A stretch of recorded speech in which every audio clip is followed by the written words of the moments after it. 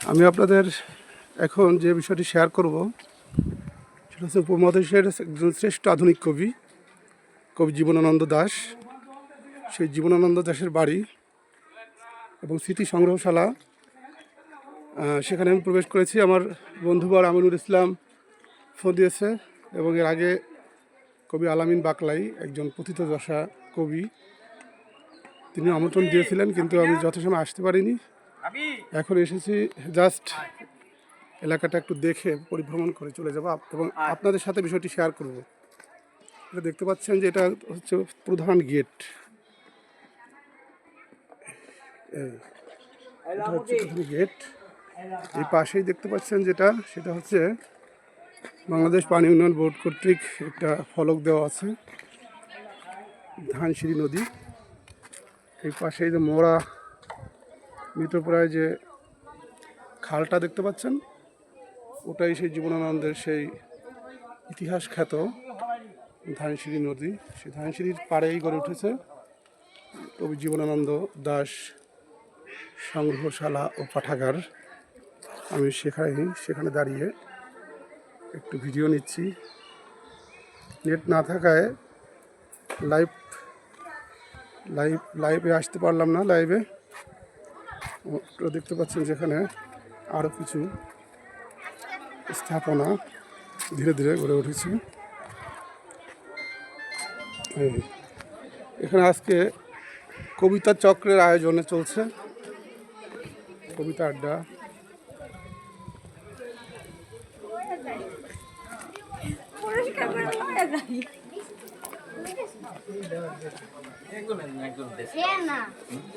দেখতে পাচ্ছেন যে এই অনুষ্ঠানের অংশ হিসাবে এখন চলছে লাঞ্চ কবি সাহিত্যিকদের।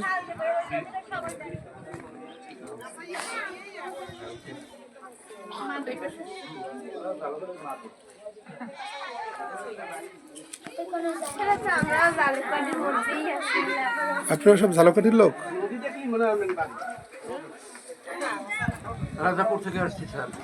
সিরাজুল ইসলাম একজন পথিতযশা, আপনারা দেখতে পাচ্ছেন যে পথিতযশা সংস্কৃতিবিদ, এবং বিশেষ করে তার যে যোগ্যতা সেটা হচ্ছে তবলায় উনি একজন সিদ্ধহস্ত মানুষ, আমার খুব কাছের মানুষ।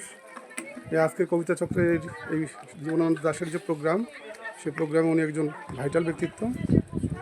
এই কিছুদিন আগে উনি রোগাক্রান্ত ছিলেন, সেখান থেকে উনি উঠে আসছেন আল্লাহর অসীম কৃপায়। হ্যাঁ, সে ভালো আছে, ধন্যবাদ। এই পাশেই দেখতে পাচ্ছেন বয়ে যাচ্ছে সেই ধানসিঁড়ি নদীটি, যা কবির স্মৃতি বিজড়িত নদী, যেটাকে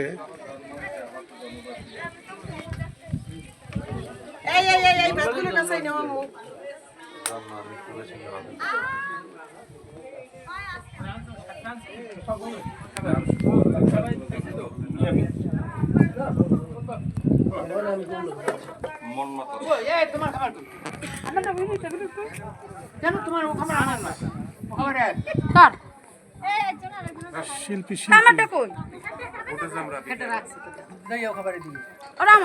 সাবিনের ভাই খাইছে যাও।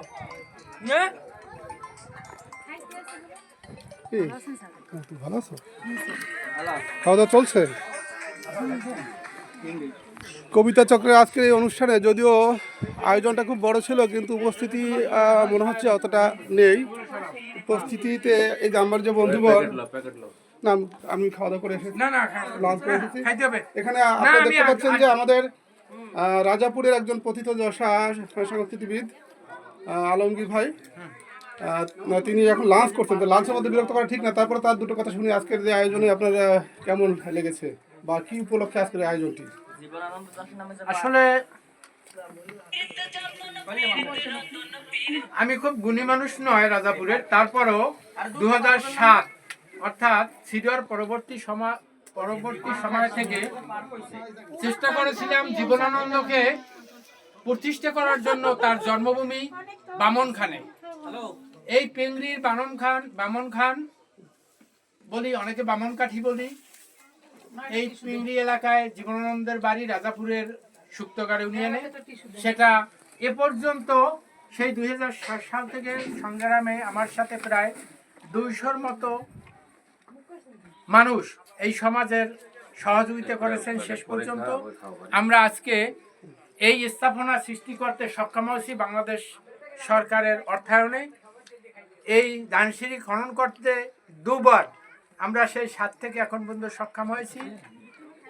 যদিও বাংলাদেশের কিছুটা নিয়ম অনুযায়ীর মধ্য দিয়ে ঠিকাদাররা কাজ করে থাকেন, যার জন্য পরিপূর্ণতা না পেলেও আমরা কিছুটা সংস্কার স্থাপন করতে সক্ষম হয়েছি। এবছর আমাদের উপজেলা প্রশাসনের মাধ্যমে 1000 নারিকেল গাছ আমরা রোপণ করতে সক্ষম হয়েছি। আমরা আমার না ওটা চাঁদনির ব্যাগের মধ্যে 6টি না আরেকটা ব্যাগ আছিল না তোমার এইটাই স্থাপনা ছাতা স্থাপনা যাকে বলে, এখানে বিশ্রাম করে মানুষ দর্শকদের ছায়া দেওয়ার জন্য। এই কবির নামে একটি কবি জীবনানন্দ সংগ্রহশালা ও পাঠাগার করতেও সক্ষম হয়েছি, অবশ্যই বাংলাদেশ সরকারের সহযোগিতায়। ইতিমধ্যে বাংলাদেশের বাংলা একাডেমি, সাংস্কৃতিক মন্ত্রণালয়, তারপরে আপনার শিক্ষা মন্ত্রণালয়ের অনেক গুণীজন আমাদের এখানে পদার্পণ করেছেন, যা আমরা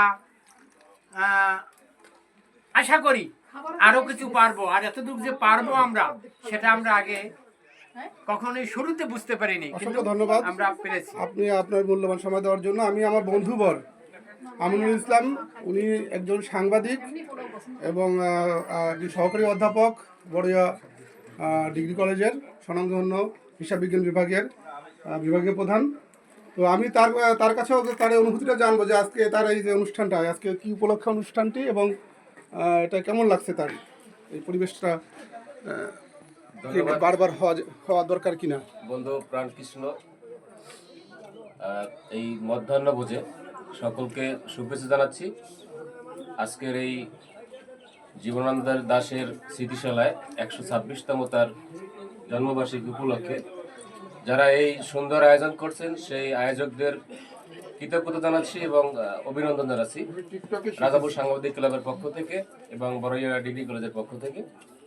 আসলেই দীর্ঘ বেশ কয়েক বছর পর্যন্ত এখানে যারা সংস্কৃতি প্রেমিক ছিলেন এবং বিভিন্ন সাংস্কৃতিক কর্মকাণ্ডের সাথে যারা যুক্ত, তাদের নিরলস প্রচেষ্টার মাধ্যমে আজকের এই একটা বাস্তবে রূপদান করেছে। তাই তাদের সাথে একজন ক্ষুদ্র সৈনিক হিসেবে, সহযোদ্ধা হিসেবে আমিও এখানে আসছিলাম। এখন থেকে আমরা বৃক্ষরোপণ করেছিলাম নদী ব্রজন দলের পক্ষ থেকে, যেটার সভাপতি আমাদের আমাদের নদী বন্ধু সমাজ।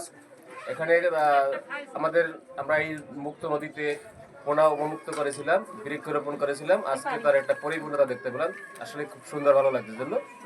আর সর্বশেষ আজকের অনুষ্ঠানে যারা উপস্থিত হয়ে অনুষ্ঠানকে সার্থক করেছেন, সুন্দর করেছেন, তাদেরকে আবারও অনেক অনেক ধন্যবাদ জানাই।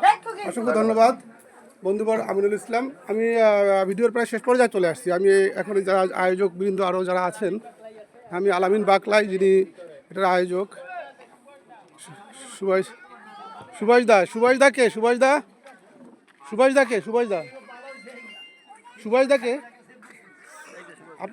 আপনি কি সুভাষদা? এই দেখতে পাচ্ছেন সুভাষদাকে আমরা দেখতে পাচ্ছি।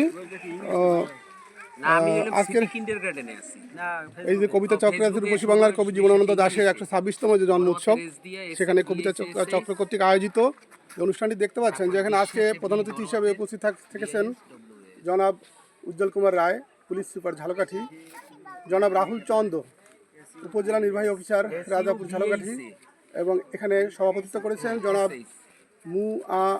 আলামিন বাকলাই, সাধারণ সম্পাদক কবিতা চক্র সহ অনেকে এখানে উপস্থিত হয়েছেন। তো আমরা একটু কথা শুনবো আজকে সুভাষ দাদার কাছ থেকে, যে আজকে এই যে প্রোগ্রাম, এই প্রোগ্রামের মাধ্যমে আপনারা মানুষকে কী বার্তাটা দিচ্ছেন। আসলে সংস্কৃতি একটা জাতির পরিচয় বহন করে। আমরা সাংস্কৃতিক কর্মী, আমরা ছোটোবেলা থেকেই খেলাঘর থেকে আমাদের হাতে খড়ি শুরু, বিভিন্ন সংগঠনে আমরা সবসময় ছিলাম, এখনও আছি। এই আজকে জীবনানন্দ দাশের এই ধানসিঁড়ি নদীর তীরে এসে আবেগে আপ্লুত হয়ে গেছি। এত বড় কবি, সারা বিশ্বে যার প্রচার প্রসার, তার কবিতা। আজকে এখানে এই প্রথম আসছি, এই স্থাপনা অনেক আগেই হয়েছে, এই জন্য খুবই ভালো লাগছে। কবিতা চক্রের আয়োজনে আজকের এই অনুষ্ঠানে আসতে পেরে নিজেকে ধন্য মনে করছি। আর সকলের সাথে আলাপ পরিচয় হলো, এটা অত্যন্ত ভালো। সাংস্কৃতিক কর্মীরা তো এইটাই চায়। আমাদের সমাজের কাছে বার্তা একটাই, আগামী জেনারেশনকে যেন সাংস্কৃতিক ছোঁয়া থেকে আমরা দূরে না রাখি, তাইলে হয়তো আমাদের দেশটা সুন্দর হবে না, যেটা আমরা চাই। অতএব আসুন সবাই মিলে এই ধরনের অনুষ্ঠান যেখানে হবে সেখানে যাই, নিজকে বিলিয়ে দেই এবং আমরা একটি সুন্দর বাংলাদেশ তৈরি করতে এগিয়ে যাই। অসংখ্য এই ধন্যবাদ। হলো আমাদের বার্তা। সুভাষদাকে অনেক ধন্যবাদ তার মূল্যবান সময় দেওয়ার জন্য। এখন লাঞ্চের বিরতি চলছে, তার ফাঁকে একটু এলোমেলোভাবে সবাই আছে। তার মধ্য দিয়েই আমি আজকের ভিডিওটি আপলোড করার চেষ্টা করছি। তো এ পর্যায়ে আমি আমাদের আরেকজন প্রথিতযশা সংস্কৃতিবিদ, যার সাথে আমার অনেক আগে থেকেই পরিচয়, উনি উদীচী করতেন, হ্যাঁ, গোলাম সাইদ খান। তার মুখে আমি সংক্ষিপ্ত আকারেও তার অনুভূতিটা আমি আজকে ধন্যবাদ। জানতে চাচ্ছি। এবং আজকে কবি জীবনানন্দ দাশের 156তম জন্মবার্ষিকী উপলক্ষে আজকে আমরা এখানে ঝালকাঠির সকল কবি সাহিত্যিকরা একত্রিত হয়েছি, সকল সাংস্কৃতিক কর্মীরা এখানে একত্রিত হয়েছি। আজকে সকলের আমাদের কাছে এটা ভালো লাগছে। আমাদের ঝালকাঠির কবি ধানসিঁড়ির নদীর তীরে আজকে আমরা তার সেই একই জায়গায় আমরা একত্রিত হতে পেরেছি। যেখানে তার একটি সংগ্রহশালা নতুন এখানে করা হয়েছে। আপনারা দেখতে পাচ্ছেন যে ঝালকাঠির সকল শ্রেণীর শিল্পীরা এখানে উপস্থিত হয়েছে।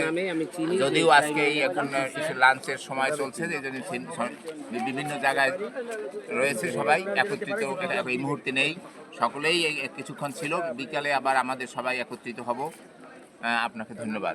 অসংখ্য ধন্যবাদ ভাই। আমাদের একজন ছান্দসিক কবি, যার কবিতা আমরা ফেসবুকে পাই, যার সাথে আমার এখন পর্যন্ত দেখা হয়নি, সেই কবির নামটি কবি নিজেই বলুক। আমি বিজন ব্যাপারী মানে অসাধারণ লিখেন। ছড়াকার বললে ভুল হবে না, যে তার ছড়া আমি দেখি। আমি ছড়াই বেশি লিখি।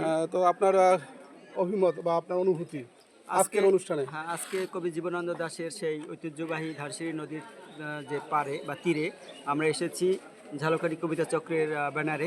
এখানে এসে আমাদের খুবই ভালো লেগেছে এবং ঝালকাঠি জেলার বিভিন্ন কবি সাহিত্যিক, প্রায় শতাধিক কবি সাহিত্যিক এখানে উপস্থিত হয়েছেন, সঙ্গীত শিল্পী, তারপরে কবি সাহিত্যিক এসেছেন। তো খুব একটি আনন্দঘন দিন আমরা অতিবাহিত করছি এবং এখানে কবিতা, ছড়া, তারপরে নৃত্য এবং গীতের মাধ্যমে দিনটি আমরা আনন্দে কাটিয়েছি। অসংখ্য ধন্যবাদ। কবি নামটা কি বলছেন? বিজন ব্যাপারী। অসংখ্য ধন্যবাদ। ভালো। আপনারা প্রায় চলে এসেছি আমরা আজকের ভিডিওর শেষ পর্যায়ে। আমরা দেখি আমাদের আর কোনো কবি সাহিত্যিককে আমরা খুঁজে পাই কিনা। হ্যাঁ, আমরা একজন মহিলা কবির সাথে কথা বলবো, যিনি একজন সরকারি প্রাথমিক বিদ্যালয়ের শিক্ষিকা। শুক্লাকে নমস্কার। আমরা এখন কথা বলবো কবি শুক্লা ওঝা, একজন বড় মাপের কবি। তার কাব্যগ্রন্থ বেরিয়েছে। তো তার আজকের অনুভূতি, যে আজকে যে অনুষ্ঠানে তিনি আসলেন এবং সেখানে এসে জীবনানন্দ সম্পর্কে তার যে অভিব্যক্তি, সেটা তিনি প্রকাশ করবেন। হ্যাঁ, ধন্যবাদ। ধানসিঁড়ির তীরই মানে আমি বড়ই ভাগ্যবান যে এই ধানসিঁড়ির তীরই আমার পৈতৃক বাড়ি। এখান থেকে আধা কিলোমিটার দূরে হবে আমি যে স্থানে এসেছি। আর ধানসিঁড়ির স্মৃতি মানে যেমন জীবনানন্দ দাশ বিশ্বের কাছে তুলে ধরেছেন, এই ধানসিঁড়ির জন্যই আমাদের গ্রামটা পরিচিত। আর এখানে এসে আমার ভীষণ ভালো লাগছে কবি সাহিত্যিকদের দেখে। ধন্যবাদ আপনাকে। অসংখ্য ধন্যবাদ। আমরা কথা বলবো আজকের যিনি আয়োজক, আমাদের এই আজকের যিনি আয়োজক, তার সঙ্গে কথা বলবো। সবার সঙ্গে কথা বলা শেষ। আমার বন্ধু দেখতে পাচ্ছেন, বন্ধুবর এখানে একটা ভাইটাল দায়িত্বে রয়েছেন। তো এই দেখতে পাচ্ছেন যে আমাদের গুণীজন আমাদের সামনে এসে উপস্থিত হয়েছেন। আজকের যে কবিতা চক্র, আমরা যেটা যার মাধ্যমে আজকে কবি জীবনানন্দ দাশের যে প্রোগ্রাম, সেটার রূপকার যিনি, সেই কবিতা চক্রের সম্মানিত সাধারণ সম্পাদক আলামিন বাকলাই মহোদয়, উনি আজকের এই প্রোগ্রাম সম্পর্কে এবং আজকের তার এই জীবনানন্দ দাশ সম্পর্কে, যে আমাদের পরবর্তী পরবর্তী পন্থা কী হতে পারে এই দিক নির্দেশামূলক একটা বক্তব্য রাখবেন সংক্ষেপে।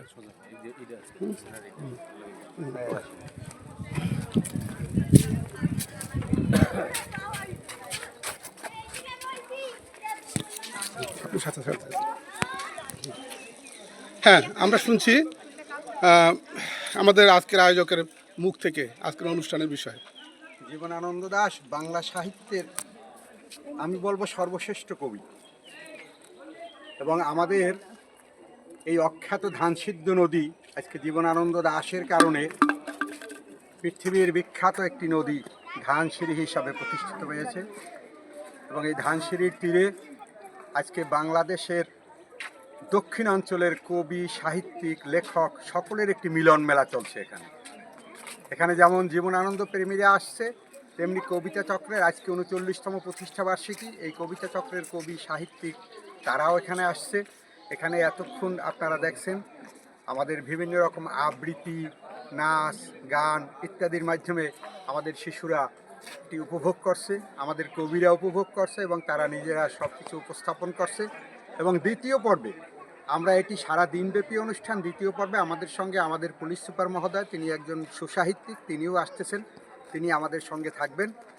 আর আমরা চাই জীবনানন্দকে, আমাদের ঝালকাঠিতে তার যে জন্ম, এই জন্মভূমিকে আলোকিত করার জন্য আমাদের ঝালকাঠিতে যারা আছে তারা যেন সম্মিলিতভাবে সবাই চেষ্টা করি। এটি একটি আলোকিত স্থান। এবং তার মা কুসুম কুমারী, সেও একজন কবি ছিলেন। তার পৈতৃক ভিটা এই অতি নিকটেই আমাদের সেই দাসের বাড়ি। এই দাসের বাড়িটি অরক্ষিত, যদিও জীবনানন্দের একটি স্মৃতিচিহ্ন এখানে প্রতিষ্ঠিত হয়েছে, যে জীবনানন্দকে আমরা চোখে দেখি নাই, কিন্তু তার যে ইতিহাস, তার যে সাহিত্য, তার যে সৃষ্টিকর্ম, তা বাংলা সাহিত্যকে অনেক দূরে নিয়ে গেছে। একটি গর্বের বিষয় এবং গৌরবের বিষয়। এবং তার পাশাপাশি আমাদের কবিতা চক্রের আজকে 39তম প্রতিষ্ঠাবার্ষিকী। ঝালকাঠি জেলার সমস্ত কবি, সাহিত্যিক, সাংস্কৃতিক কর্মীরা এই সংগঠনে সম্পৃক্ত। এই সংগঠনের মাধ্যমে আমরা একটি সুন্দর অনুষ্ঠান সারাদিনব্যাপী এখানে অনুষ্ঠিত করতেছি। অসংখ্য ধন্যবাদ। তো আমি একদম শেষ পর্যায়ে চলে আসছি। আমি